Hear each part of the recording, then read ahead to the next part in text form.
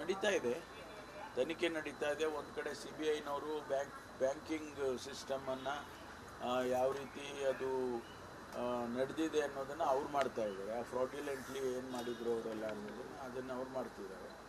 ಇಲಾಖೆಯಲ್ಲಿ ಏನು ತಪ್ಪುಗಳಾಯಿತು ಅನ್ನೋದನ್ನು ನಾವೀಗ SIT ಕೊಟ್ಟಿದ್ದೀವಿ, ಅದನ್ನು ಅವ್ರು ಮಾಡ್ತಾ ಇದ್ದಾರೆ.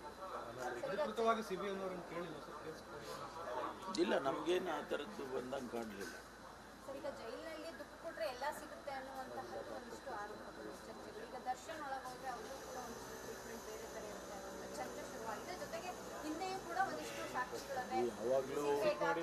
ಯಾವಾಗಲೂ ಕೂಡ ಇದನ್ನು ಕಾಮನ್ನಾಗಿ ನಾವು ಕೇಳ್ತಾ ಇರ್ತೀವಿ.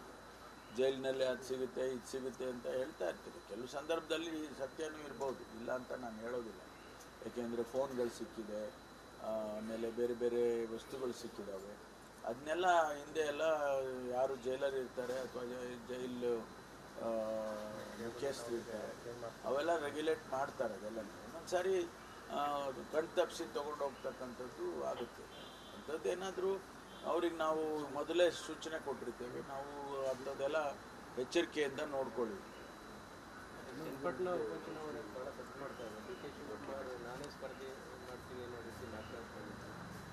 ಪಕ್ಷಕ್ಕೆ ಅಲ್ಲಿ ಏನು ಬೇಸಿಲ್ಲ ಅಂತ ಅಥವಾ ಅಭ್ಯರ್ಥಿಗಳ ಕೊರತೆ ಇದೆ ಅಂತೇಳಿ ತಾವೇ ಹೋಗ್ತಾ ಇದ್ದಾರಾ? ಏನು ಇಲ್ಲ, ಆ ರೀತಿ ಏನಿಲ್ಲ.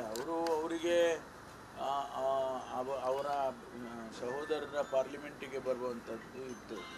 ಹಾಗಾಗಿ ಅವರಿಗೆ ಒಂದಿಷ್ಟು ಇನ್ನೂ ಹೆಚ್ಚಿನ ರೀತಿಯಲ್ಲಿ ನಾವು ಒಳ್ಳೆ ಕ್ಯಾಂಡಿಡೇಟನ್ನು ಹಾಕಿದರೆ ನಾವು ಆ ಸೀಟ್ ಗೆದಿಬೋದು ಅನ್ನೋ ಕಲ್ಪನೆ ಇರ್ಬೋದು.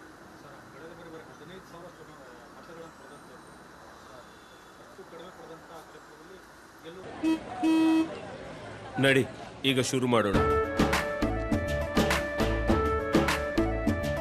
ಕೇಸರಿಯಿಂದ ಮನೋಲ್ಲಾಸ ಮನಸ್ಸು ಮತ್ತೇರಿ ಕುಣಿದಾಡಿದೆ ನೋಡು, ಮನಸ್ಸು ಮತ್ತೇರಿ ಕುಣಿದಾಡಿದೆ ನೋಡು.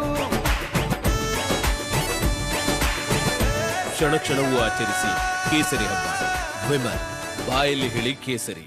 ಸೀಟ್ ಗೆದಿಬೋದು ಅನ್ನೋ ಕಲ್ಪನೆ ಇರ್ಬೋದು.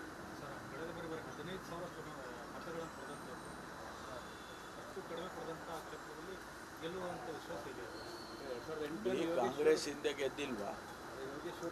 ಬೇಕಾದಷ್ಟು ಸರಿ ಕಾಂಗ್ರೆಸ್ ಗೆದ್ದಿದೆ ಅಂದರೆ ಕಾಂಗ್ರೆಸ್ ಮತನೂ ಇದೆ ಅಂತ ಆಯ್ತಲ್ಲ. ಸಾಂದರ್ಭಿಕವಾಗಿ ಮತದಾರರು ಬೇರೆ ಬೇರೆಯವ್ರನ್ನ ಆಯ್ಕೆ ಮಾಡಿಬಿಡ್ತಾರೆ. ಅದನ್ನು ನಾವು ಹಿಂಗೆ ಆಗಿದೆ ಹಂಗೆ ಆಗಿದೆ ಅಂತ ಹೇಳಕ್ಕೆ ಈಗ ನಾವೆಲ್ಲ ಒಂದು ಸಾರಿ ನಮ್ಮ ಕ್ಷೇತ್ರದಲ್ಲಿ ಸೋತ್ವಿ. ನಾನೇ ಆಯ್ತು, ನಮ್ಮ ಕ್ಷೇತ್ರದಲ್ಲಿ ನಾನು 2013ರಲ್ಲಿ ಸೋತಿದ್ದೆ. ಆಮೇಲೆ ನಂತರ ನೆಕ್ಸ್ಟ್ ಎಲೆಕ್ಷನಲ್ಲಿ ಗೆದ್ದು ಬಂದೆ.